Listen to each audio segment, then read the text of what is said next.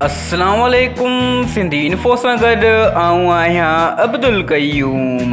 दोस्तो हिन वीडियो में ॾिसंदासीं त दुनिया में छा थी रहियो आहे। सभ खां पहिरियां हेडलाइंस, उन खां बाद तफ़सील।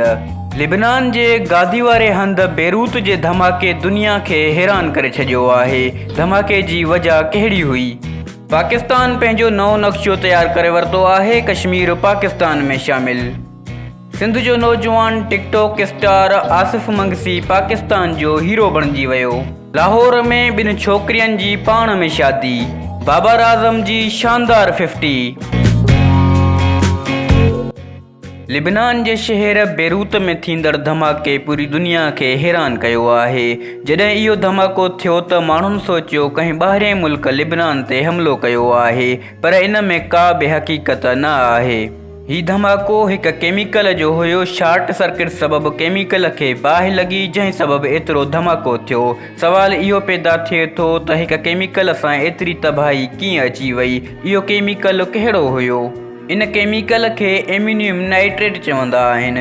हीउ केमिकल सनती इस्तेमाल में आंदो वेंदो आहे, जीअं खाद जी तयारी वग़ैरह। कोयले जी कान में धमाको करण लाइ बि इहो केमिकल इस्तेमालु थींदो आहे।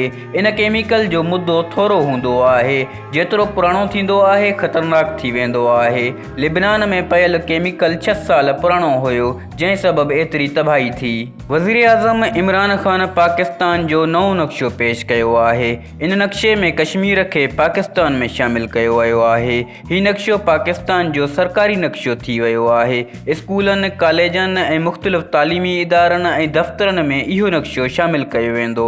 पाकिस्तान जे तरफ़ां इहो नक्शो अक़वाम मुतहिदा में बि पेश कयो वेंदो। बहरहाल ॾिसिजे त दुनिया इहो नक्शो तस्लीम करे थी या न। ठठे जो नौजवान आसिफ मंगसी मोटरसाइकिलनि ऐं नहरनि तां जंप हणण वारे जी अॻिली मंज़िल ओलंपिक में लॉन्ग जंप आहे।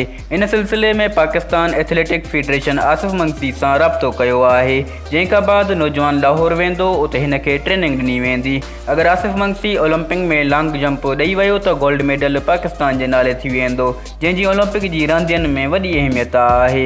उमेद आहे सिंध जो नौजवान पाकिस्तान ऐं सिंध जो नालो रोशन कंदो। लाहौर जी 2 छोकिरियुनि वॾी चालाकी सां पाण में शादी करे छॾी।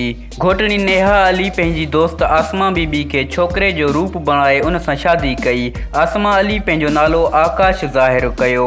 घोटनी नेहा अली जे वालिद जी दरख़्वास्त खां पोइ घोट आसमा बीबी उर्फ़ आकाश खे गिरफ़्तार कयो वियो आहे। पाकिस्तान ऐं इंग्लैंड जे दरमियान 3 टेस्ट मैचनि जी सीरीज़ जारी आहे।